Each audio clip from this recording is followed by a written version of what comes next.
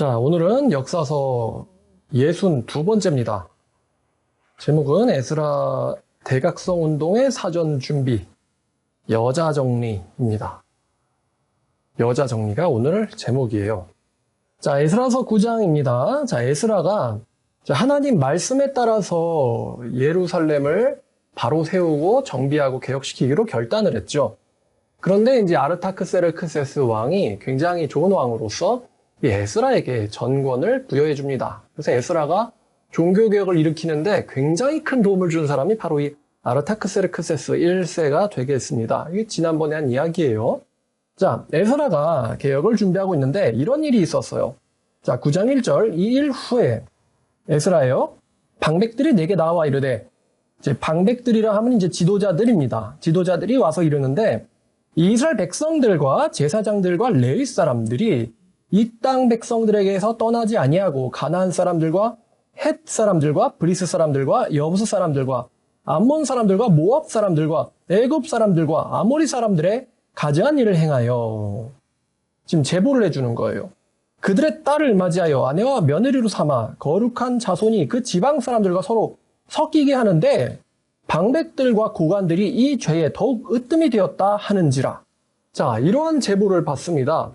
자, 이스라엘 개혁을 준비하는데 지도자들이 와서 이런 얘기를 해주는 거예요. 이스라엘의 백성들과 또 지도자들, 레위 사람들, 제사장들이 죄를 저지르고 있다. 그러면서 지금 여러 민족들이 등장하거든요. 근데 이거는 이제 모세오경으로 가야 되는데, 자, 신명기 7장으로 가겠습니다. 신명기 7장.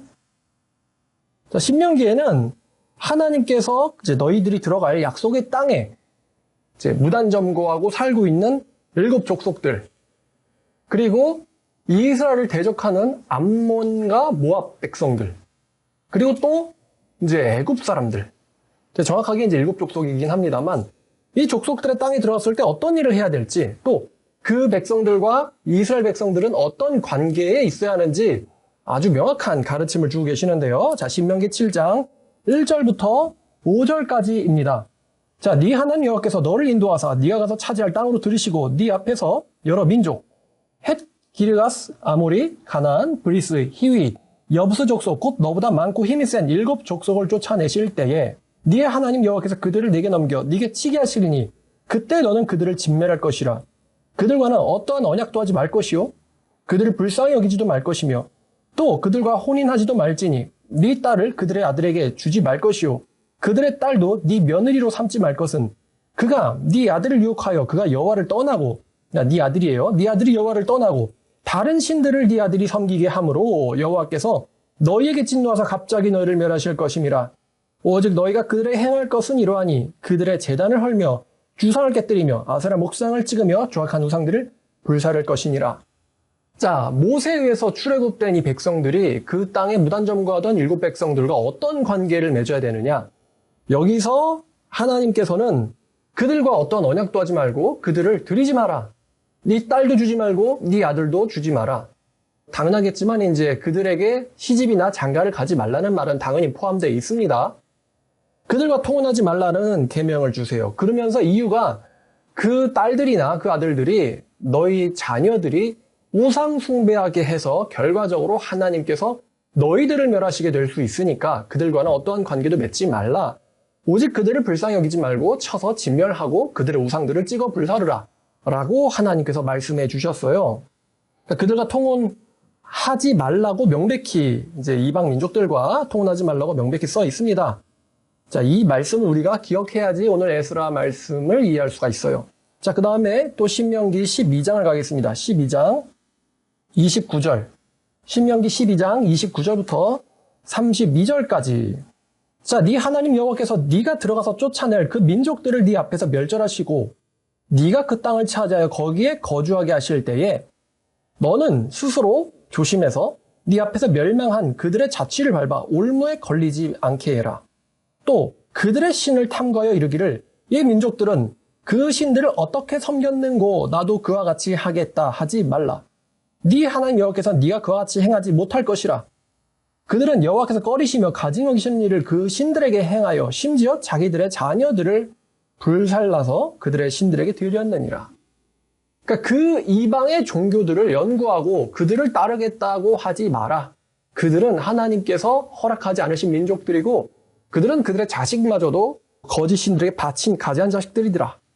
그러면서 이제 32절 보니까 내가 너희에게 명령한 이 모든 말을 너희는 지켜 행하고 그것들을 가하거나 감하지 말지니라 라고 이제 말씀을 하고 계세요. 그래서 이제 뭐 민수기 25장 제 설교 들으신 분은 알겠지만 이 통혼 문제가 민수기에서 일어나죠. 그 모압 여자들이 이스라엘 이제 이 남성들을 유혹해가지고 우상을 따르게 합니다. 그러니까 성적인 타락과 우상 숭배가 같이 엮여버리죠. 그래서 어떻게 됐느냐? 하나님께서 그들을 전부 죽이셨고 전염병을 내리셨어요. 굉장히 심각한 문제. 그러니까 통혼 문제가 실제로 모세가 지도자로 있을 때에 일어났었는데 그때 하나님께서 전염병으로 그 민족 이제 이스라엘 백성들을 치셨습니다. 하나님께서 너희를 진멸하실까 하노라. 자, 우리는 선지자 예레미야 시대, 그러니까 이제 이스라엘의 마지막 왕 유다의 바벨론의 느부갓네살에 의해서 이스라엘 민족들이 학살당하고 진멸당하고 또 그 중에 일부가 바벨론 땅으로 넘어간 것을 알고 있습니다. 왜 그렇게 하나님께서 이스라엘 백성들에게 진노하셨는가? 그들이 그 리블라에서 굉장히 많이 처형당했어요. 죽임당했죠? 왜 그렇게 죽임당하는 것을 하나님께서는 허용하셨는가? 그 이유는 선지자 예레미야와 이사야가 그렇게 경고했지만 이스라엘 백성들이 하나님을 따르지 않고 하나님을 따른다고 하면서 실제로는 우상숭배를 버리지 못했기 때문이죠. 우상숭배를 하고 있으니까 하나님께서 그들을 진멸하실 수밖에 없었던 거예요. 그러니까 우상숭배가 이사야와 예레미야 시대에 아주 큰 문제였어요. 심지어 잡혀가고 나서 에스겔 선지자에 의해서도 그들은 우상숭배가 너무 많다. 그러니까 예레미야가 그러잖아요. 그 너희들의 예레미야 하나님의 말씀이에요. 너희들의 우상이 너희들의 성읍수와 같다. 너무 많다는 거예요. 이 성읍신, 저 성읍신, 저 성읍신 이스라엘 안에서 말이죠. 그러면서도 입으로는 여호와를 따르겠다 하니까 여호와께 예배한다고 하니까 여호와께서 이제 그 가증한 사람들을 진멸해버리겠다라고 여러 차례 경고를 했고 그래서 예레미야가 많이 박해를 받았죠. 심지어 하나님께서는 그들을 실제로 거의 완전히 반죽음, 진멸까지 시키게 됐던 것입니다. 그들의 아버지들은 전쟁에서, 아들도 전쟁에서 죽고 그 엄마들은 잡혀서 학살당하고 그 아내들은 처형당하고 배가 갈라지고 굉장히 무서운 심판이 이스라엘에게 임했던 거죠. 자, 그 우상숭배 때문에 그렇게 됐었는데 그러니까 이제 성경은 분명히 통혼하지 마라. 우상이 들어온다라고 명백히 얘기하고 있어요. 근데 다시 에스라로 돌아와서요. 그 일이 지금 또 일어났는데 심지어는 그 일이 이 지도자들에 의해서 더욱 저질러지고 있다라는 어처구니없는 보고를 받게 된 거예요. 이 통혼 문제가 또 터졌는데 심지어 이번에는 레위인들, 제사장들이 그 열심히 더 그 죄를 짓고 있다. 9장 2절의 마지막 2절 에스라. 구관들이 이 죄에 더욱 으뜸이 되고 있다라고 하는 거예요. 그러니까 백성들을 인도해야 될 자들이 오히려 백성들에게 그러니까 이렇게 해도 돼. 잘못된 선례들을 자꾸만 보여주고 있는 거죠. 그래서 에스라가 3절 보니까 속옷과 겉옷을 찢고 머리털과 수염을 뜯으면서 기가 막혀 앉으니 지금 에스라 마음속에는 누구보다도 이 개혁에 대한 계획이 가득했는데 지금 개혁을 하려고 하는데 지금 이 하나님께서 벌내리신 그 근본적인 원인이 되는 죄를 또 짓고 있다는 말에 에스라가 어이가 없고 넋이 빠진 거예요. 머리털과 수염을 뽑으면서 쥐어뜯으면서 어이가 없어서 앉으니 이에 이스라엘의 하나님의 말씀으로 말미암아 떠는 자들이 사로잡혔던 이 사람들의 죄 때문에 그러니까 사로잡혔던 이 사람들의 죄 그러니까 느부갓네살에게 사로잡혔던 이 사람들 그러니까 벌받아서 사로잡혔는데도 하나님께서 누구는 진멸하게 처형당하게 내두시고 누구는 살려줬거든요. 근데 살려줌을 당한 하나님의 자비를 받은 사람들이 또 이 죄를 지으니까 다 내게로 모여오더라. 내가 저녁 제사 드릴 때까지 기가 막히게 앉았더니 자 여기 하나님의 말씀 때문에 떠는 자라고 나오죠. 이거 이제 이사야 66장 2절에서도 우리가 찾을 수 있는 개념인데 여러분 사람은 두 종류예요. 하나님의 말씀에 떠는 자와 하나님의 말씀을 우습게 여기는 사람 둘 중에 하나밖에 없습니다. 자 이사야 66장 2절을 보니까 나 여호와가 말하노라 내 손이 이끄는 내 손이 이 모든 것을 지었으므로 그들이 생겼느니라. 무릇 마음이 가난하고 심령이 통회하며 내 말을 듣고 떠는 자 그 사람은 내가 돌보려니와 내 말에 떠는 자는 내가 돌보겠지만 그렇지 않는 자는 멸망시키겠다. 이게 이사야 66장이에요. 자, 다시 에스라로 돌아와서요. 자, 에스라가 굉장히 지금 어처구니가 없는 거예요. 지금 개혁을 일으킬 계획을 하고 있었는데 개혁을 시작하기도 전에 에스라의 이 종교개혁에 대한 이 의지와 계획을 산산이 무너뜨리는 무서운 죄가 내부에서 이미 일어나고 있었는데, 자, 에스라의 말을 한번 쭉 보죠. 자, 5절. 저녁 제사 드릴 때 내가 근심 중에 일어나 속옷과 겉옷을 찢은 채 무릎을 꿇고 나의 하나님 여호와를 향하여 손을 들고 말하기를 나의 하나님이여 내가 부끄럽고 낯이 뜨거워서 감히 나의 하나님을 향하여 얼굴을 들지 못하겠사오니 이는 우리의 죄악이 많아 정술이 넘치고 우리의 허물이 커서 하늘에 미침이니이다. 지금 이 얼굴을 들지 못하겠는 죄가 지금 저지른 죄들이 아니고 예전에 저지른 죄들이에요. 예전에 사로잡힐 때 저지른 죄들. 우리 조상들의 때로부터 오늘까지 우리의 죄가 심함에 우리의 죄악으로 말미암아 우리와 우리 왕들과 우리 제사장들을 여러 나라 왕들의 손에 넘기사 칼에 죽이며 사로잡히며 노략을 당하게 하여 얼굴을 부끄럽게 하심이 오늘날과 같으니이다. 지금 이스라엘은 독립국가가 아니죠. 식민지예요, 식민지. 왜 그러냐? 고관들과 조상들의 죄 때문에, 왕들의 죄 때문에, 제사장들의 죄 때문에 지금 아직도 이스라엘이 주권을 되찾지 못했어요. 이제 하나님께서 우리에게 잠시 동안 은혜를 베푸사 얼마를 남겨두어 이 죽음을 피하게 하신, 멸망을 피하게 하신 우리를 그 거룩한 처소에 박힌 못과 같게 하사, 박힌 못이라는 것은 굉장히 이제 귀히 여겨주신다는 거예요. 하나님께서 자비를 남겨놓으셔서 박힌 못과 되게 하사 우리 하나님께서 우리의 눈을 밝히사 우리가 종로로 타는 중에 조금 소생하게 하셨나이다. 그래서 우리가 비록 노예했지만 우리 하나님께서 우리를 그 종살이하는 중에 버려두지 아니하시고 페르시아의 왕들 앞에서 우리를 불쌍히 여김을 입고 소생하여 우리 하나님의 성전을 세우게 하시며 그 무너진 것을 수리하게 하시며 유다와 예루살렘에서 우리에게 울타리를 주셨나이다. 이제 겨우 돌아와서 성전 짓고 성까지는 아니더라도 이제 겨우 이제 예루살렘을 재건하는 그 과정 중에 있는데 이게 다 하나님께서 자비를 내려주신 것 때문이라는 거예요. 근데 이제 10절 보시죠. 우리 하나님이여 이렇게 하신 후에도 이렇게 우리가 자비를 하나님께 받은 뒤에도 우리가 주의 계명을 또 저버렸사오니 이제 무슨 말씀을 하오리까? 그러니까 진멸될 그 죄를 용서해 주셔가지고 조금 남겨놨는데 그 조금 남은 사람들이 이 진멸될 죄를 또 저지르니 우리가 하나님께 무슨 말씀하오리까?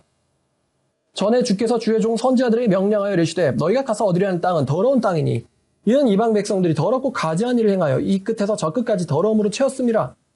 신명기 이야기죠. 그런즉 너희 여자들을 그들의 아들들에게 주지 말고 그들의 딸들도 너희 아들들을 위하여 데려오지 말며 그들을 위하여 평화와 행복도 영원히 구하지 마라. 그리해야 너희가 왕성하여 그 땅의 아름다운 것을 먹으며 그 땅을 자손에게 물려주어 영원한 유산으로 물려주게 되리라 하셨나이다. 근데 이 말씀 안 지켰죠. 이스라엘 백성들이. 우리가 악한 이 행실과 큰 죄로 말미암아 모든 일들, 그러니까 멸망당하는 일들을 당하였사오나 우리 하나님이 우리 죄악보다 우리 하나님이 우리의 죄보다는 우리의 형벌을 가볍게 하시고 이만큼 백성을 남겨주셨사오니 그러니까 진멸을 피했다 이거예요. 하나님께서 용서해 주셔가지고. 그런데 이 남은 백성들이 어찌 다시 주의 계명을 거역하고 이 가지한 백성들과 통혼하오리까? 그리하면 주께서 어찌 우리를 멸하시고 그 남아 피할 자가 없도록 진노하시지 아니하시리이까? 피해 남았는데 또 이러면은 이제는 하나님께서 진멸을 내리신다 할지라도 우리가 어찌 이 진멸을 피하겠습니까? 용서받았는데 또 잘못을 한다면 어떻게 하나님의 진노를 피하겠습니까? 진멸의 진노를. 이스라엘의 하나님 여호와여 주는 이로우시니 우리가 남아 피한 것이 오늘날과 같사옵거늘 도리어 주님께 범죄할사오니 이로 말미암아 주 앞에 한 사람도 감히 서지 못하겠나이다 하는지라. 그러니까 지금 이 에스라가 마음이 굉장히 처참해요. 하나님께서 용서하셔서 여기까지 왔는데 또 이렇다니 하나님 내가 하나님 앞에 서지 못하겠습니다. 이제 하나님께서 또다시 진노하신다면 이제 우리는 전멸을 피할 수 없을 것이다. 자, 그래서 에스라가 하나님의 성전 앞에 엎드려 울며 기도하며 그 죄를 자복할 때 하나님의 성전에 못 들어가는 거예요. 이 제사장 에스라가. 제사장은 들어가도 되거든요. 근데 지금 하나님 앞에 못 서겠대잖아요. 성전 앞에서 울며 기도하며 이 에스라가 죄를 자복할 때 많은 백성들이 또 크게 통곡하며 이스라엘 중에서 백성의 남녀와 어린아이의 큰 무리가 그 앞에 모인지라. 그러니까 이스라엘 백성들의 남자들과 여자들 또 어린아이들 큰 무리들이 이 통곡하는 에스라 앞에 모인지라. 이게 이제 예레미야 때랑은 조금 다른 모습이죠. 예레미야가 진리를 얘기할 때는 쳐 죽이려고 하더니만 에스라가 통곡을 하니까 백성들이 자기들의 지도자잖아요. 총독이잖아요. 근데 총독님이 이제 통곡을 하시니까 이 백성들이 모여가지고 관심을 갖는 거예요. 무슨 일이야? 하면서. 자, 엘람 자손 중 여히엘의 아들 스가냐가 에스라에게 이르되 우리가 우리 하나님께 범죄하여. 지금 여기서 우리라고 이야기하고 있죠. 여기 자기가 포함됩니다. 그러니까 회개하는 백성들은 자기의 죄를 이렇게 지나치지 않아요. 우리가 우리의 하나님께 범죄하여 이 땅 이방 여자들을 맞이하여 아내로 삼았으나. 심각하죠? 그런데 이스라엘에게 아직도 소망이 있나니. 그 소망이 뭐냐면은 하나님의 이 계명을 받아들일 각오가 된 사람들이 남아있다는 거예요. 그 소망이 있나니. 곧 내 주의 교훈을 따르며 우리 하나님의 명령을 떨며 준행하는 자의 가르침을 따라 이 모든 아내와 그들의 소생을 다 내보내기로 우리 하나님과 언약을 세우고 율법대로 행할 것이라. 이는 당신이 주장할 일이니 일어나소서 우리가 도우리니 힘써 행하소서 하니라. 이거 보면서 이제 그 여호수아에게 하나님께서 하신 말씀이 좀 겹쳐 보였긴 했거든요. 여호수아가 약속의 땅을 차지하러 갈 때 하나님께서 여호수아를 북돋아 주셨어요. 담대하라 라고. 근데 오늘 이제 에스라가 이 어마어마한 죄 때문에 참 하나님께 울며 탄식하고 있을 때 사람이죠. 이 부하 중에 한 사람이 와가지고 우리가 죄를 저질렀는데 아직은 우리에게 희망이 있습니다. 하나님의 말씀에 떠는 백성들이 남았사오니 당신은 쫄지 말고 하나님께서 시키시는 대로 당신의 뜻을 주장하소서. 이렇게 말하는 거예요. 우리는 어떠한 것도 할 준비가 됐습니다. 당신은 주저 말고 행하소서라고 합니다. 그러니까 하나님의 말에 떠는 사람들이 지금 모여 있으니까 희망이 있다 이겁니다. 그러니까 지금 이게 왜 이렇게 됐냐면은 문제는 이 지도자들이에요. 지도자들. 이 지도자들이 이방 여자들이랑 통혼을 하니까 일반 백성들도 그렇게 해도 되는 줄 아는 거예요. 그러니까 하나님의 말씀에 떨 줄 아는 사람들이지만 지도자들이 그렇지를 못하니까 지금 이 백성들이 그래도 되나? 하고서는 따라간 거죠. 자, 이에 에스라가 일어나 제사장들과 레위 사람들과 온 이스라엘에게 이 말대로 행하기를 맹세하게 하며 무리가 맹세하는지라. 그러니까 아르타크스르크세스가 에스라에게 이 권한을 줬잖아요. 너의 하나님의 뜻에 맞게 네가 사람들을 세우고 네 말에 따르지 않는 사람들은 재산을 몰수하든지 뭐 벌을 주든지 귀양 보내든지 뭐 옥에 가두든지 해라라고 있던 정치적인 권세를 줬단 말이에요. 에스라한테. 근데 에스라가 아무리 그런 전권을 갖고 있다 하더라도요. 사실은 이제 백성들이 마음을 모아줘야 되거든요. 마음을 모아주질 않으면 이게 또 뭐라 그럴까요? 이게 철권 통치라고 해야 되나? 그러니까 백성들이 한 마음이 돼줘야지. 에스라도 사람이에요. 그러니까 다 싫어하는데 혼자서 감행하는 데는 좀 부담감이 있단 말이죠. 근데 이렇게 에스라 옆에 에스라의 속마음을 미리 읽고는 에스라의 뜻대로 하소서 우리가 따르겠습니다라고 말하는 이 주님의 말씀에 떠는 백성들이 있으니까 에스라가 사람이지만 용기를 내가지고 계획을 추진할 수 있었던 거죠. 그러니까 지금은 정말 개혁의 때예요. 개혁의 때. 하나님께서 허락해 주셔가지고 그런 개혁에 걸맞는 그런 사람들이 이 에스라 앞에 모이게 된 겁니다. 예레미야 때 이런 말 했으면 난리 났죠. 6절 이 에스라가 하나님의 성전 앞에서 일어나 엘리야십의 아들 여호하난의 방으로 들어가니 또 그가 들어가서 사로잡혔던 자들의 죄를 이게 뭐냐면 이제 통혼 문제예요. 이 죄 때문에 근심하며 음식도 먹지 않고 물도 마시지 아니하며 물도 마시지 않는다는 거는 굉장히 심각하다는 거죠. 에스라가 이거 아니면 죽겠다 이런 거예요. 이거 해결 안 되면 죽겠다. 총독이 지금 이렇게 하는 거예요. 총독이. 유다와 예루살렘에 사로잡혔던 자들의 자손들이 공포하기를 너희는 예루살렘으로 모여라. 지금 전국에서 전 백성 소집령을 내렸어요. 예루살렘으로 모여라. 모이면은 이제 소문을 다 듣겠죠. 왜 이런 일이 일어나는지, 왜 에스라가 이렇게 통곡하는지. 자, 누구든지 방백들과 장로들의 훈시를 따라서 3일 내에 오지 아니하면 그들의 재산을 정몰하고 사로잡혔던 자의 모임에서 쫓아내리라 하매. 이런 정치적인 징벌할 수 있는 힘이 에스라에겐 있죠. 3일 내에 안 오면 다 쫓아낼 것이다. 너무 중요한 일이니까 전 백성을 다 소집시켰어요. 자, 유다와 베냐민 모든 사람들이 3일 내에 예루살렘에 모이니 때는 9째 달 20일이라 무리가 하나님의 성전 앞 광장에 앉아서 이 일과 큰 비 때문에 떨고 있더니 지금 비도 내리고 지금 굉장히 뭔가 중요한 게 일어나려나 보다. 그러니까 지금 뭔가 분위기도 심상치 않고 비도 내리고 있어요. 떨고 있더니 제사장 에스라가 일어나 그들에게 이르되 너희가 범죄하여 이방 여자들을 아내로 삼아 이스라엘에게 죄를 더하게 하였으니 지금 너희 중에 일부가 범죄해가지고 이스라엘 공동체의 죄가 더하게 되었다. 일부의 죄가 공동체의 죄를 더하고 있다. 지금 이렇게 말하고 있는 거예요. 이제 너희 조상들의 하나님 앞에서 죄를 자복하고 그의 뜻대로 행하여 그 지방 사람들과 이방 여인들을 끊어버리라 하니 모든 회중이 큰 소리를 대답하여 이르되 당신의 말씀대로 우리가 마땅히 행할 것이니이다. 그러나 백성이 많고 또 큰 비가 내리는 때니 능히 밖에 서지 못할 것이요 우리가 이 일로 크게 범죄하였은즉 하루 이틀에 할 일이 아니오니 이제 온 회중을 위하여 우리의 방백들을 세우고 우리 모든 성읍에 이방 여자들에게 장가든 자는 다 기한의 각 구울의 장로들과 재판장들과 함께 오게 하여 이 일로 인한 우리 하나님의 진노가 우리에게서 떠나게 하소서 하나. 백성들이 이렇게 말해요. 우리가 당신의 요구대로 할 것이지만 이 죄가 무거운 죄인데다가 이스라엘 전역에 퍼져 있는 죄이기 때문에 하루 이틀에 끝낼 일이 아닙니다. 그러니까 이제 에스라가 지혜가 있으니까 당신의 지혜대로 우리들 중에 지도자들을 세우셔가지고 이 일을 낱낱이 조사하여 현명하게 처리하게 해달라라고 백성들이 이제 더 좋은 제안을 제시하는 거죠. 자, 근데 오직 아사엘의 아들 요나단과 디과의 아들 야스야가 일어나 그 일을 반대하고 무슬람과 레위 사람 삽부대가 그들을 돕더라. 반대하는 사람들도 얼마 있었어요. 이 반대가 에스라의 결정을 반대하는 건지 아니면 백성들의 제안에 반대하는 건지는 모르겠습니다만 아마 첫째가 더 크겠죠.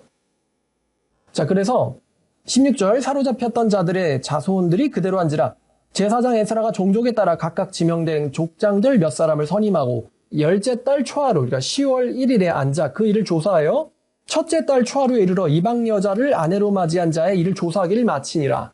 그러니까 워낙 많으니까 조사 대상이 많다 보니까요. 조사하는 데만 3개월이 걸린 거예요. 10월, 11월, 12월. 그래서 그 다음 해 1월 1일 날 끝난 거죠, 조사가. 자, 그래서 18절 보니까 제사장 중에 이방 여자를 아내로 맞이한 자 쭉쭉쭉 나오죠. 그 다음에 이제 명단이에요. 또 그 사람들 명단. 19절 보니까 그들이 다 손을 잡아 맹세하여 그들의 아내를 내보내기로 하고 그 죄로 말미암아 순양 한 마리를 자 무슨 제사로 드렸답니까?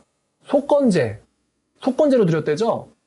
그러니까 제사가 5가지가 있어서 번제, 그다음에 곡물제사, 소제, 그다음에 화목제, 그다음 속죄제, 속건제 이렇게가 있는데 이 중에 마지막이 이제 속건제잖아요. 속죄제는 보통 이웃들에게 저지른 죄를 회개할 때 이제 속죄제를 드리지만 속건제 같은 경우는 굉장히 무서운 죄를 저질렀을 때, 알고 저지른 죄를 저질렀을 때나 아니면 하나님의 성물 혹은 하나님께 범죄하는 사람들이 정말 진심으로 회개할 때, 그러니까 오늘날로 치면 이게 거의 회개입니다, 회개. 속죄제가 자백에 해당하면 속건제는 회개에 거의 해당하거든요. 근데 그쯤 되는 무서운 죄를 회개할 때 이제 속건제를 드립니다. 근데 이 사람들이 이것 때문에 지금 속건제를 드려요. 속건제. 그러니까 이건 뭐 남을 때리지 마세요. 아니 뭐 남의 물건을 훔치지 마세요. 이런 죄가 아니라 여호와께 저지른 죄를 회개할 때 속건제가 드려지거든요. 그래서 우리 예수님이 속건제물이에요. 우리 예수님은 속건제물이십니다. 근데 속건제를 이 제사장들이 드려요. 보니까 이제 23절에 보니까 레위 사람 중에, 그러니까 얘네들이 말씀 모르는 사람들이 아니라는 거죠. 레위 사람들 중에서도 이렇고 24절 노래하는 자, 이 노래가 성전 노래를 부르는 자들이죠. 하나님의 예배를 주관하는 자들 중에서 이런 사람들이 있었고, 성전 문지기 중에서 이런 사람들이 있었고, 이스라엘 백성들 중에 무슨 사람들이 있었고, 쭉쭉쭉 나와가지고 명단 대충 세봤더니 110명가량 되더라고요. 110명가량. 110명 정도의 명단이 나왔고, 이제 여기서 이제 44절 보니까 이상은 모두 이방 여자를 아내로 맞이한 자라 그들 중에는 이미 자녀를 낳은 여인도 있었더라. 야, 이방 여자를 아내로 맞이한 자들이고 심지어는 그 여자랑 자식들을 낳은 사람들도 있었다. 여기까지가 이제 에스라 10장 마지막으로 끝납니다. 신명기에서 자주 나오는 말씀 중에 하나는 너희 중에서 악을 제할지니라 라는 말입니다. 그게 무슨 말이냐면은 공동체의 일부의 죄가 이 일부의 죄 때문에 공동체 전체가 심판받게 되는 일이 있습니다. 서로 얽혀있기 때문이거든요. 그러니까 하나님께서는 공동체를 위해서 그 죄를 저지른 사람들을 회개시키든 처벌을 하든 해서 너희 공동체 안에서는 이런 죄악들이 자세한 일이 없도록 악을 제해라. 그렇지 않으면 공동체 전체를 하나님께서 심판하실 수가 있다. 그러니까 하나님께서 이 우상숭배라는 죄 때문에 우상숭배를 저지른 사람들만 심판하는 게 아니에요. 그 사람들 때문에 이스라엘 전체가 바벨론 제국에 의해서 멸망당한다거나 그 전체가 같이 벌을 받거든요. 마치 선지자 요나가 하나님의 뜻에 거역을 하니까 그 배 탄 사람들 전원이 공포에 떨든 말이죠. 그러니까 이제 나를 바다에 던지면 너희들이 안전할 거다. 이렇게 요나가 얘기를 하죠. 자, 전체 공동체 중에 110명의 명단이 나오는데 전체에 비하면 그렇게 많지는 않아요. 그렇지만 이 소수의 죄 때문에 또다시 전체가 멸망당할 수가 있습니다. 그러니까 하나님께서 멸망시키시기 전에 회개하자는 거예요. 에스라는. 에스라와 이 백성들의 뜻이 하나님의 진노가 임했었기 때문에 또 임하기 전에 이번에 두 번째 또 진노 임하면은 정말 전멸당하니까 회개하자 여기에 뜻이 모인 거예요. 그럼 이런 질문을 할 수 있거든요. 그러면 이스라엘 백성들 아니면 천국 못 가나요? 이런 질문이 가능합니다. 이스라엘 백성 아니면 천국을 못 가나요? 근데 에스라 6장을 보면요. 에스라 6장 21절인데 자, 사로잡혔다가 돌아온 이스라엘 자손 이제 유월절 지킬 때 이야기예요. 유월절 지킬 때 사로잡혔다가 돌아온 이스라엘 자손과 자기 땅에 사는 이방 사람의 더러운 것으로부터 스스로를 구별한 모든 이스라엘 사람들에게 속하여 이스라엘 하나님 여호와를 찾는 자들이 나오거든요. 그러니까 이방인이지만 자기들 땅에서 일어나고 있는 가증한 일로부터 자기를 구별하고 이스라엘에게 속하고 싶어하는, 속하기를 원하는 이방 백성들도 유월절에 참여하고 또 무교절을 지켰어요. 이래 동안. 그러니까 이방인이라도 전심으로 하나님을 찾고 이스라엘에게 속하기를 원하는 사람들은 유월절과 무교절에 참여할 수 있었어요. 이 절기에. 그렇다는 것은 이스라엘인이 아니면은 결혼할 수 없다가 아니고 더 중요한 건 그들의 마음을 하나님 여호와께로만 향하기로 결정했는가 아닌가. 요게 이제 중요한 거죠. 요게. 그래서 에스라가 3개월 동안 조사할 때 이방 여자랑 혼인했느냐, 이제 이방 남자에게 시집 갔느냐, 또 조사했겠지만 그들의 그 이방 여자와 이방 이제 남자라고 해야겠죠? 그들의 신앙심마저도 조사했을 거예요. 그들이 진짜 하나님을 섬기기로 원하고 결정했기 때문에 이스라엘 공동체에 들어와 있는 건지 아니면은 그 이스라엘 남자가 그냥 자기의 정욕 때문에 하나님에 대한 신앙을 확인하지도 않고 그냥 결혼해서 데리고 온 여자인 건지 이거를 조사했을 겁니다. 결국 어떻게 하느냐? 결국 어떻게 하냐면은 10장 3절을 보니까 우리 모든 아내와 그들의 소생을 다 내보내기로 결정을 하거든요. 아내나 혹은 남편뿐만 아니라 자식을 낳았다면 자식까지도 다 내보내기로 결정을 합니다. 아마 여러분들은 이렇게 생각할 수도 있어요. 아니 같이 살면서 예수님 하나님 믿게 하면 되잖아요. 이렇게 생각할 수도 있는데 사람은요, 선택되지 않은 사람들, 그러니까 하나님을 두려워하지 않는 사람들은요, 이게 죽어도 안 바뀝니다, 여러분. 그러니까 우리가 바뀔 거를 기대하고 그 사람들을 받아주기에는, 눈 감기에는요, 위험성이 너무 커요. 왜냐하면 일부의 죄 때문에 전체가 멸망당한 적이 있기 때문에 그 일부의 죄가 그 사람이 안 바뀌면 어떡합니까? 그 사람이 안 바뀌면은 그 사람의 자녀들은 어떡하고, 또 그 사람의 자녀들, 이스라엘 백성이잖아요? 어떻게 합니까? 그럼 이스라엘이 어떻게 되겠습니까? 그러니까 바뀌어서 들어온 게 아닌 이상은 바뀔지도 모르잖아요라고는 받아주기가 어려운 거예요. 그러니까 받아줘서는 안 되는 거예요. 사람은 안 바뀌는 사람들은 죽어도 안 바뀝니다. 그래서 심지어 자기 자식이라 할지라도 그 이방 여자가 낳은 자식이라면은 내보내기로 하는 거예요. 와, 참 현대로서는 충격적인 결정을 내렸죠. 하지만 에스라 때에는요, 에스라는 그런 일을 할 수 있는 권한도 있었고, 왜냐하면 아닥사스다, 이제 아르타크세르크세스가 하라 그랬잖아요.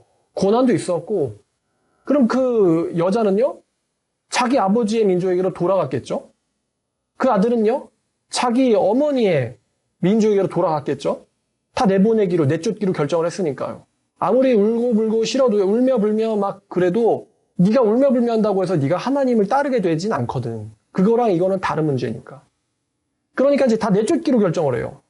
오늘날에는 야 이거 인권 문제입니다. 뭐 가정이 깹니까? 이렇게 얘기할 수 있겠지만 지금 가정이 깨지는 것보다 더 중요한 문제는 이스라엘 공동체가 또다시 진멸을 당하느냐 마느냐의 문제에 직면했기 때문에 지금 이 문제들을 우리 조상들이 저질렀고 그것을 방관한 결과가 지금 멸망이라는 걸로 왔기 때문에 또다시 우리가 이것을 그냥 눈 가리고 아웅하는 식으로 받아주면은 이번에는 진멸당할 거다.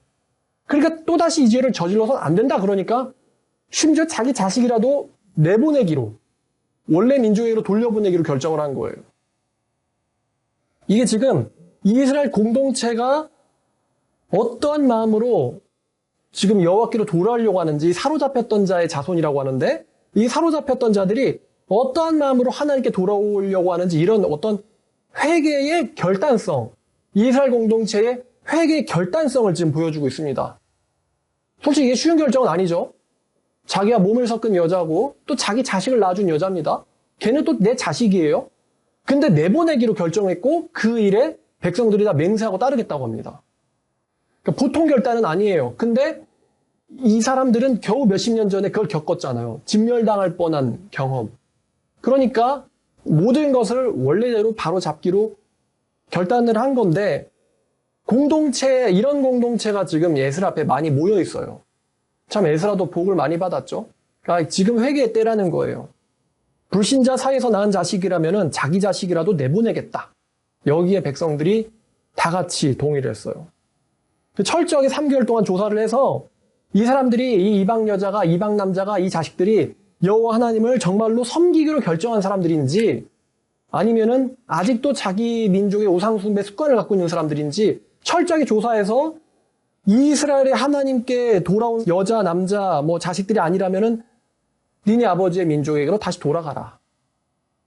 이렇게 지금 3개월 동안의 이 조사가 끝납니다. 우리가 지금 중요한 문제를 다루고 있는데, 가족이 먼저냐, 하나님이 먼저냐? 가족이 먼저냐, 공동체가 먼저냐? 여러분, 공동체 없이 가족이 성립 가능합니까? 대한민국이 없이 가족이 가능해요?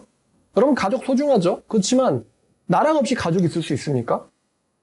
공동체가 먼저냐, 가족이 먼저냐? 공동체가 먼저예요. 공동체 없이 가족 구성원이, 가족이 모여야지 공동체가 되잖아요. 근데 공동체 없이 어떻게 가족이 구성됩니까? 그럼 더 이제 근본적으로 하나님이 먼저냐, 가족이 먼저냐? 굉장히 둘 다 중요하지만 하나님 먼저냐, 가족이 먼저냐? 둘 중에 택일을 해야 되는 거예요. 하나님을 따르고 가족을 내쫓을 건지, 아니면은 가족과 함께하고 이스라엘 공동체에서 자기가 나갈 건지 골라야 돼요. 거기 따르지 않겠다 그러면은 자기가 이 이스라엘 공동체에 나가야 돼요. 지금 사로잡혔다가 돌아온 이 이스라엘 공동체는 하나님 말씀에 어긋나는 삶을 살도록 결정한 공동체 이론은, 그러니까 사람은 있으면 안 돼요. 그러면 그런 사람은 원래 있던 바벨론을 그냥 가면 돼요. 바벨론에 그냥 살면 돼요. 하지만 바벨론에서 하나님의 뜻에 따라 살겠다고 결심해가지고 예루살렘으로 지금 보니까 오는데 5달 걸렸다 그랬잖아요. 이 사람들은요, 하나님 말씀에 벗어나는 대로 살겠다라고 생각하는 사람은 여기에 있으면 안 된단 말이에요. 그럼 걔네들은 저번 시간도 얘기했지만 오겠다고 한 사람보다 오지 않겠다고 한 사람이 많았어요. 얘네들은 더 이상 성경에 등장하지 않습니다. 예루살렘 근처에 안 살면 돼요. 그냥 바벨론에서 살면 돼요. 마음대로. 페르시아에 살면 돼요. 근데 하나님 뜻대로 살겠다라고 5달 동안 걸어서 이 1450km를 걸어서 온 사람들은 하나님 말씀대로 살겠다는 사람들이고, 거기에 동의 안 하면 나가면 된다는 거예요. 지금 그나마 이 소수의 공동체인데 시작부터 개혁도 하기 전에 썩어 있는 상태에서 썩은 걸 어떻게 기억을 합니까? 속에부터 썩어 있는 걸 드러내지 않고 어떻게 기억을 하냐 이거죠. 그래서 이 백성들은 가족이 먼저냐, 하나님 먼저냐? 하나님 먼저다. 여기에 결심한 사람들이 지금 모여 있어요. 왜냐하면 하나님이 허락하지 아니하시면 가족도 간수할 수가 없으니까. 자, 마태복음 10장 34절을 보시죠. 마태복음 10장 34절. 아마 불신자들은 이 내용에 동의하지 못할 수도 있습니다. 아, 무슨 가정이 먼저지 종교가 먼저니까? 가정이 있어야 종교도 있는 거지. 이렇게 생각할지 모르겠지만요. 성경은 반대예요. 하나님이 있고, 하나님이 주셔서 사람이 창조된 거고, 하나님이 지어주셔서 하와가 생긴 거고, 하나님이 허락하셔서 두 사람이 언약 안에서 결혼한 거거든요. 그래서 가정이 생긴 거예요. 가정은 하나님이 주신 것이기 때문에 하나님이 더 중요하지 하와나 아담이 상대의 우상이 돼선 안 된다. 하나님이 주신 자식이지 하나님보다 자식이 먼저가 돼서는 안 된다는 게 기독교란 말이에요. 거기에 동의 못할 거면은 이 언약 공동체에서 나가면 된다. 이렇게 이 에스라 당시엔 사람들이 그랬어요. 자, 마태복음 10장 34절. 가족이 먼저냐 하나님이 먼저냐? 자, 내가 세상에 화평을 주러 온 줄로 생각하지 말라. 화평이 아니요 칼을 주러 왔노라. 내가 온 것은 사람이 그 아버지와 딸이 그 어머니와 며느리와 시어머니가 불화하게 하려 함이니 사람의 원수는 자기 집안 식구리라. 하나님 때문에 지금 불화가 일어난다는 이야기예요. 그래서 하나님 때문에 가정 불화가 일어나는데, 근데 너희들 내 제자라고 하면서도 아버지나 어머니를 나보다 더 사랑하는 자는 내게 합당하지 아니하고 아들이나 딸을 나보다 더 사랑하는 자도 내게 합당하지 아니하며 라고 예수님께서 말씀하셨어요. 자기 십자가를 지고 나를 따르지 않는 자도 내게 합당하지 아니하니라. 자기 목숨을 얻는 자는 잃을 것이요 나를 위하여 자기 목숨마저 잃는 자는 얻으리라. 그러니까 가족, 아들, 딸, 자기 자신, 자기 목숨 여기까지 왔거든요. 근데 예수님은 자기 목숨이 이제 가족보다 더 중요한 게 자기 목숨 아니겠어요?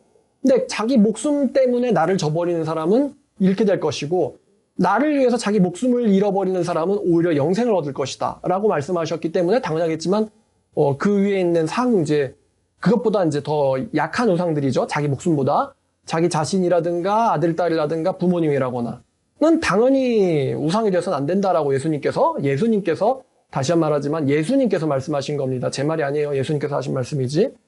그러면 나보다도 다른 것들을 사랑하지 않는 자는 자 예수님이 말씀하셨어요. 뭐 하지 않다고 했어요? 합당하지 않다. 합당하지 않다. 여러분 제가 합당하지 않다라는 단어를 한번 찾아봤는데 여기서 합당이라는 단어가 헬라어로 악시오스라는 단어입니다. 악시오스. 뭔가 멋있는 단어죠. 악시오스. 근데 이 악시오스라는 단어의 뜻은요. 영어로는 worthy. 이게 무슨 뜻이죠? worthy. 가치라는 뜻이죠. 좀 더 쉬운 단어로는 value. 가치라는 뜻이거든요. 그러니까 다시 직역을 해서 바꾸면요. 여기서 합당하지 않다는 것은 가치가 없다는 거예요. 가치가 없다. 그러니까 다시 말하면 가족을 나보다 더 사랑할 사람은 나한테 가치가 없어. 이런 뜻이에요. 예수님이 말씀하시는 거예요. 넌 나한테 가치 없는 사람이야. 네가 나보다 자식이나 엄마나 친구나 가족을 사랑하지 그거는 나 예수가 너한테 가치가 없다는 뜻이야. 그러므로 너도 나한테 가치가 없어. 이런 뜻이거든요. 가족을 나보다 더 사랑하는 사람은 내가 가치가 없다는 뜻이고 그러므로 너도 나한테 가치가 없다. 가치 없는 인간. 넌 나한테 가치 없는 인간이야. 요게 합당하지 않다라는 말의 의미예요. 넌 내게 합당하지 않다. 넌 나한테 가치 있는 인간이 아니야. 버릴 만한 인간인 거지. 반대로 나를 위해서 모든 것을 버린 사람은 나한테 가치 있는 인간이다. 이제 이렇게 말씀하시는 거죠. 이제 적용하겠습니다. 이스라엘 백성들이 왜 멸망당할 뻔했죠? 우상숭배 때문에. 우상숭배 어떻게 들어왔어요? 통혼으로 들어왔어요. 잘못된 결혼은 우상숭배로 반드시 연결됩니다. 제가 설교했듯이 결혼과 우상숭배가 연결이 안 될 수가 없어요. 애당초 우상숭배자가 아니면 잘못된 결혼을 하지도 않지만 말입니다. 그러니까 지금 오늘 말씀은요, 하나님께서 또다시 진노하셔가지고 우리를 진멸시키시기 전에 알아서 자진납세합시다. 이런 이야기예요. 아직 하나님이 심판하셔가지고 이런 일이 일어난 건 아니지만 에스라는 통찰력을 가진 사람이에요. 그 에스라 당시에 모인 군중들도 그러했어요. 에스라가 옷을 찢고 막 울면서 통곡을 하니까 백성들 중에 지혜로운 사람들이 에스라가 왜 저러는지 읽어낸 거예요. 우리 지도자가 저것 때문에 지금 고통스러워하고 울고 계시는구나. 그럼 우리가 뭘 해야 될까? 이런 사람들이 지금 모인 거예요. 에스라 당시의 공동체는 통찰력을 가진 에스라의 요구에 따라서 철저한 회개를 하기로 결단한 사람들이에요. 에스라 당시의 공동체. 그 당시의 공동체는 하나님을 그만큼 두려워했다는 겁니다. 두려워하는 사람들이 모인 공동체예요. 참 하나님께서 놀라우시네요. 그러니까 하나님을 두려워하지 않을 사람이면 그냥 바벨론에 남겨놓고 이스라엘 백성이라 할지라도 하나님을 두려워하지 않는다. 그럼 바벨론에 남겨놓는 거예요. 그럼 하나님을 정말로 두려워한다. 그러면 5달 동안 걸어가지고 예루살렘에 모이는 거죠. 그래가지고 공동체가 순수해진 거거든요. 그러니까 이제 그런 회개도 할 수 있는 거죠. 자, 그러면 우리 현대 한국 크리스찬들이 우리가 회개하려고 여자나 남편이나 자식까지 내보내야 되느냐? 이런 질문할 수 있거든요. 현대로 와서. 이런 질문은 제가 결혼과 이혼을 앞둔 사람들에게 라고 설교한 게 있으니까 그걸 참고하시면 될 것 같습니다. 자, 이 당시 사람들은 하나님을 두려워하는 공동체였기 때문에 아내나 자식을 내버릴 정도의 회개가 가능했어요. 여러분, 삼손이 말입니다. 이스라엘 여자를 쫓지 않고 이 가드, 블레셋 여자들을 쫓거든요. 그래서 삼손의 부모가 삼손한테 한 말이 있어요. 뭐라고 그랬냐면, 이스라엘은 여자가 없냐? 이렇게 말했거든요. 이스라엘은 여자가 없냐? 이스라엘은 여자 없어. 너 자꾸만 블레셋 여자를 쫓아다니는 거냐? 이렇게 말했거든요. 근데 결국 삼손이 이 데릴라죠? 이 들릴라 때문에 망한단 말입니다. 이스라엘은 여자가 없냐? 여러분, 이스라엘 여자가 없습니까? 많죠? 그죠? 생물학적으로 반 이상의 여자인데. 근데 이스라엘에 많고 많은 여자인데 왜 자꾸만 가드 여자한테 찝쩍거리는 겁니까? 그래서 삼손이 어떻게 돼요? 마지막에는 결국 이방 여자 때문에 눈 뽑히고 노예가 되고 자폭하는 그런 비참한 신세에 처해진단 말입니다. 여러분, 그럼 이 당시도 마찬가지예요. 여러분, 에스라 당시의 공동체에는 여자가 없습니까? 이스라엘 여자가 없나요? 근데 그 여자들 냅두고 왜 이방 여자한테 가는 거야? 그죠? 왜 이방 여자한테 가는 거야? 왜 이방 여자들 더 섹시하거든? 걔네들은 정도라는 게 없잖아요. 정도라는 게. 우상숭배하니까. 그래서 가는 거란 말이에요. 왜 이스라엘에 여자가 없어가지고 그들한테 가는 거지? 그러니까 내쫓은 다음에 그럼 내쫓을 정도의 회개를 한 사람들은 그럼 평생 독신으로 삽니까? 아니에요. 이스라엘에 여자가 있잖아요. 애당초 그 이방 사람들과의 혼인 관계가 성립되질 않는 거예요. 자, 그럼 마찬가지입니다. 오늘날 교회는 여자가 없나요? 현대 크리스찬들한테 하는 질문이죠. 오늘날 교회는 여자 없어가지고 이방 여자, 세상 여자 데려옵니까? 마찬가지 질문인데 오늘날 교회에 남자가 없어가지고 이방 남자 데려옵니까? 똑같은 거예요. 똑같은 거. 자, 그러면 여러분들은 한번 생각해 보세요. 안 믿는 사람들이랑 결혼해도 됩니까? 돼요, 안 돼요? 지금 신명기부터 또 이스라엘 역사에 대한 이야기, 느부갓네살 때 멸망당한 이야기, 그 다음에 지금 에스라 이야기까지 통혼 문제, 민수기에도 나오고요. 이거 허용했더니 어떻게 됩니까? 진멸. 결혼이 됩니까? 진멸당하고 싶으면 해도 되는 거죠. 아니면 이스라엘 공동체, 언약 공동체에서 나가든가. 자, 그러면 같은 질문인데 안 믿는 사람이랑 연애해도 되나요? 절대 안 되겠죠? 근데 이럴 수는 있어요. 나는 관심이 없는데 제가 나를 엄청 좋아해서 미치겠다고 쫓아다니는 경우예요. 내가 제 마음까지는 어떻게 할 수가 없으니까. 그럼 오늘 말씀을 따라서 좀 생각해 보면은 이렇게 차선책을 제안할 수는 있겠죠. 네가 만약에 나랑 연애하고 싶으면은 평생 동안 우상 숭배는 절대 하지 않을 것이며 평생 동안 여호와 하나님, 예수님만 섬기겠다라고 맹세해라. 그리고 이 맹세를 훗날 네가 변심해서 깨게 될 경우에는 내가 언제든 너를 몸만 내쫓을 수가 있다. 라는 거에 네가 맹세하고 동의하면은 나랑 연애할 수 있다. 이 정도까지는 봐줄 수 있겠죠. 에스라 6장 21절 말씀을 적용해서요. 네가 비록 안 믿는 사람이지만 여호와만 사랑하고 섬기겠다. 얘가 지금 나를 좋아하는 게 어떤 유욕 때문인지 진짜 하나님께서 맺어주시는 건지 모른단 말이에요. 그럼 하나님 맺어주시는 거면은 얘가 하나님께로 결국 돌아오겠죠. 근데 하나님 맺어주시는 게 아니라 지 유욕 때문이면은 결국에는 식으면은 변할 거 아니에요. 변심했을 경우에는 넌 못 만나가는 거야. 라는 그런 말을 상대가 결단하게 하고 맹세하게 하면은 이제 연애할 수도 좀 이제 많이 봐주면 있다는 거예요. 많이 봐주면. 애당초 언약 관계 안에 있는 사람들끼리만 연애하면 제일 깔끔하죠. 자, 이거는요. 구약이, 신명기가, 민수기가 하지 말라니까가 죄가 아니고요. 이러한 통혼 문제 죄의 원리는 이것은 시대와 문화를 초월한 인간의 보편성에 근거한 죄성이에요. 그래서 믿지 않는 자가 자기 가정 내에 들어오면은 그들의 우상숭배와 문화와 우상숭배 습관이 우리 가정 안에 같이 들어오고 이것 때문에 자기 자식들도 우상숭배자가 되고요. 우상숭배자 가정으로 변질돼 버려가지고 가정 전체가 하나님의 저주와 심판을 받게 된다. 이 원리 때문에 이러한 저주와 심판의 원리는 시대와 문화를, 나라를 초월합니다. 그렇기 때문에 여러분, 한국교회가 타락하고 하나님께 심판받는 중요한 원인 중 하나가 바로 이 통혼 문제예요. 한국교회가 순수성 잃고 하나님한테 심판받고 있는데 중요한 원인 중 하나가 바로 이거란 말이에요. 통혼 문제. 지금 이런 얘기하면 야, 무슨 그러면 율법 시대로 가시든가 이렇게 얘기하는데 여러분, 저한테 할 만한 이 딴지라고 해야겠죠? 이거를 예수님께 물어보세요. 예수님께 물어보세요. 예수님, 이혼하고 아무랑 다시 결혼이 됩니까?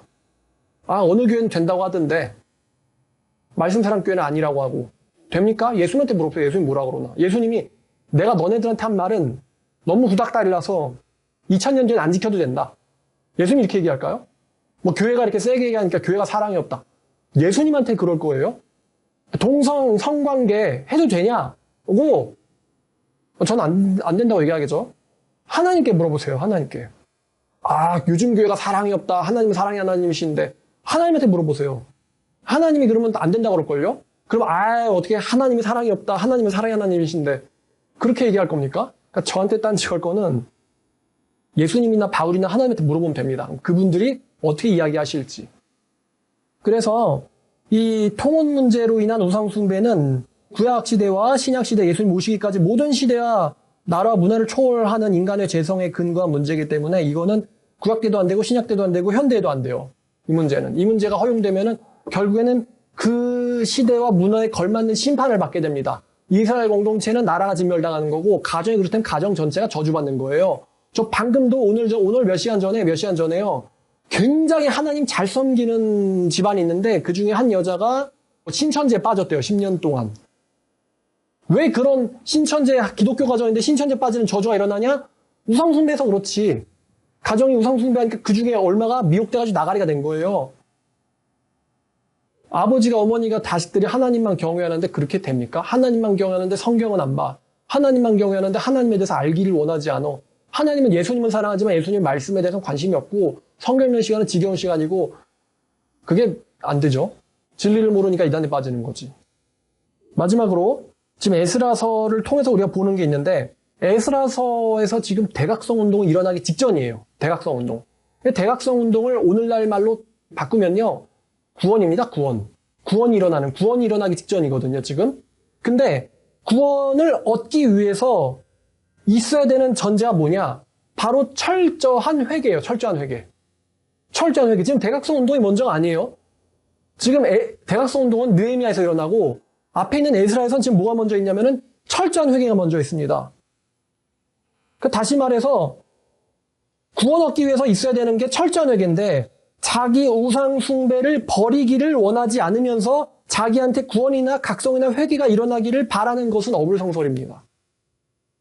일단은 사람의 마음을 속마음까지 감찰하시는 하나님께서 회개시켜 주시지 않을 뿐만 아니라 인본적으로도 심리학적으로도 진정한 회심이 일어날 수도 없어요. 두 마음을 품었는데 어떻게 회심이 일어납니까? 두 마음을 품었는데. 그런 사람들에게 할 말이 있는데 그런데도 자기는 예수 믿는다라는 사람도 있어요. 그런 사람들한테 할 말이 있는데 회심이 뭔지는 압니까? 두 마음 품었는데 어떻게 회심이 일어납니까? 정신분열도 아니고 말이죠. 하나님도 사랑하는데 세상도 사랑한다. 말이 안 되는 거예요. 그러니까 하나님도 사랑하는데 죄도 사랑하는데 진짜 회개했다. 말이 안 되는 겁니다. 여자 문제는 인간에게 가장 민감한 문제고 이제 여자분들한테는 남자 문제겠죠. 이 여자 문제, 남자 문제. 이 문제는 인간이 가장 민감한 문제고 또 중요한 문제고요. 또 가장 버리기 힘든 문제이기도 합니다. 그런데 하나님께서는 이것까지 원하신다는 거예요. 사실 하나님께서 우리 자신까지 원하시니까 우리 자신까지 갖기를 원하시니까 우리가 여자 혹은 우리가 남자 이 문제까지도 내려놓고 버리기를 원하시는 거죠. 자, 그럼 오늘 설교 심플하게 정리하면 이래요.